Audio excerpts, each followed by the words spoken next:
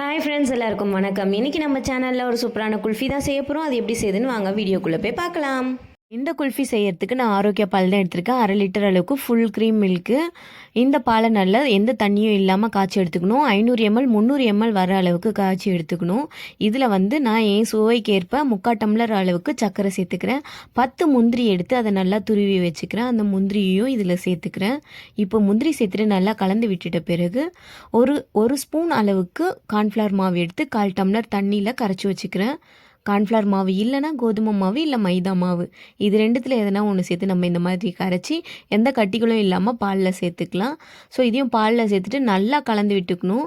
கலந்து விடாமல் இருந்தோன்னா கெட்டி பிடிச்சிக்கும். ஸோ நல்லா கலந்து விட்டுட்டு குல்ஃபி மோட் நான் வச்சுருக்கேன், அதில் சேர்த்து இந்த மாதிரி 8 மணி நேரம் ஃப்ரீசரில் வைக்கணும்.